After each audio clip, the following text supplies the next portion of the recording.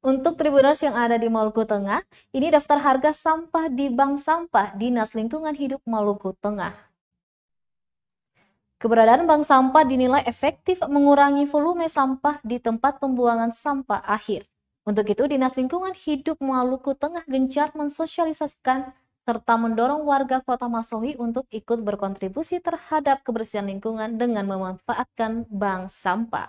Kepada tribunambon.com, Kepala Bidang Limbah Bahan Berbahaya dan Beracun LB3 dan peningkatan kapasitas lingkungan Dinas Lingkungan Hidup Maluku Tengah, Grisya Halatu mengaku yakin bank sampah yang didirikan DLH juga dapat sedikit membantu warga menambah penghasilan.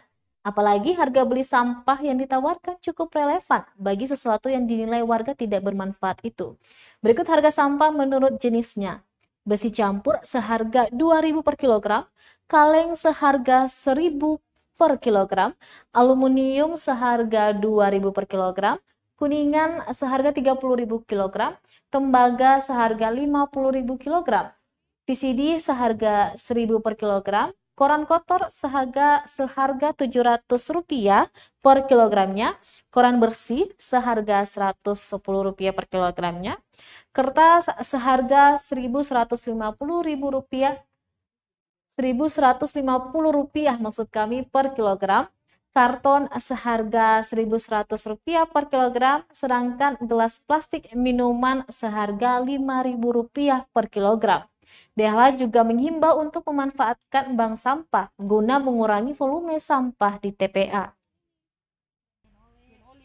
Kalau gen oli sudah ada bersih, saya ngadakan poin ini lain, itu 1.500.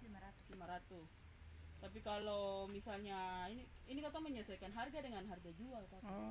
Kamu kata kita kasih di situ pemasak harus 50. Sementara kata jual cuma dapat berapa gitu. Jadi kita harus menyesuaikan.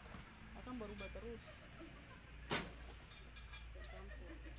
Kalau kaleng itu semua kata ambil yang 1.000, padahal harusnya cuma ambil yang 700, 800 gitu. Terima kasih sudah nonton. Jangan lupa like, subscribe, dan share ya.